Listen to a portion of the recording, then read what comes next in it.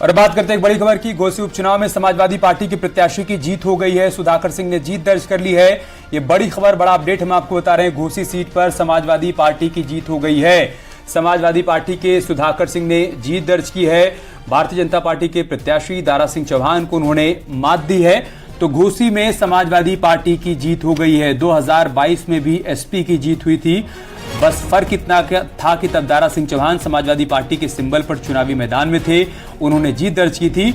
इस बार वो भारतीय जनता पार्टी के प्रत्याशी के तौर पर चुनावी मैदान में उतरे और समाजवादी पार्टी ने सुधाकर सिंह को टिकट दिया। वो चुनावी मैदान में थे।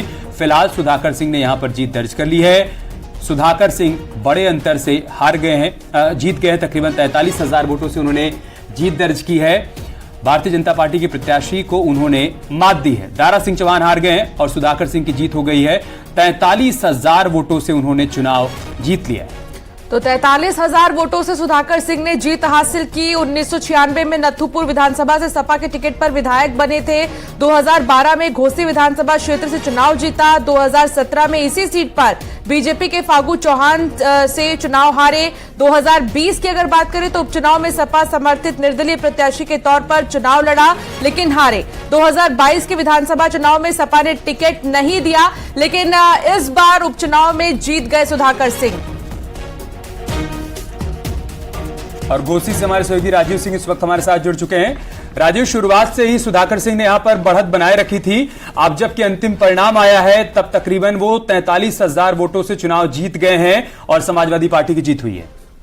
फोन कट गया। फोन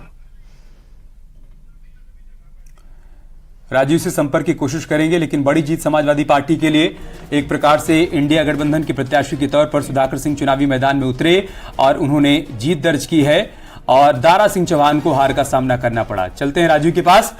राजीव, शुरुआत से ही यहां पर बढ़त बनाए रखी थी सुधाकर सिंह ने और वही बढ़त अब अंतिम परिणाम में भी तब्दील हो गई है।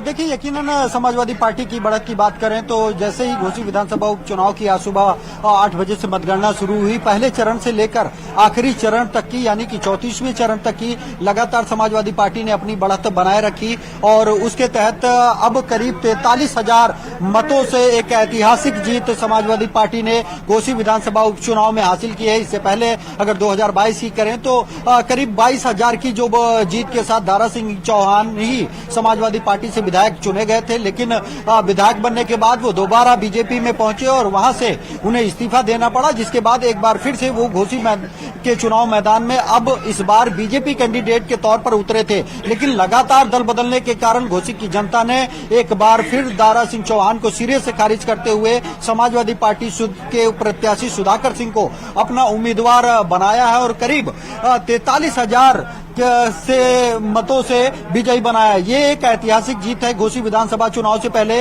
इससे पहले जितने चुनाव हुए हैं इतनी बड़ी जीत इस विधानसभा चुनाव में नहीं हुई है, लेकिन जो ये जीत है ये सिर्फ घोसी के लिए ही नहीं बल्कि एनडीए और इंडिया गठबंधन के लिटमस टेस्ट के तौर पर भी देखी जा रही थी। तो कहीं न कहीं इंडिया गठबंधन ने ये साबित कर दिया है कि वो कम नहीं है एनडीए से और वो लगातार घोसी की तरह ही आने वाले 2024 के लोकसभा चुनाव में भी एक कड़ी टक्कर देता हुआ नजर आएगा एनडीए को लेकर। लेकिन एनडीए के लिए एक बड़ा सबक जरूर है, क्योंकि एनडीए को ये पूरा भरोसा था कि बीजेपी में के साथ जो सुबसपा है एक बड़ा होल्ड बताया जा रहा था। खुद ओम प्रकाश राजभर ये दावा कर रहे थे कि ये लड़ाई सुधाकर और दारा सिंह चौहान की नहीं है, हमारी और अखिलेश यादव की है। ये तमाम जो उनके दावे थे ये हवा हवाई साबित हुए। बिल्कुल राजीव, और इससे ये भी देखा जा रहा है सुधाकर सिंह के जीतने के बाद कि भले ही आप पार्टी बदल लीजिए लेकिन वोटर्स का मूड नहीं बदलेगा।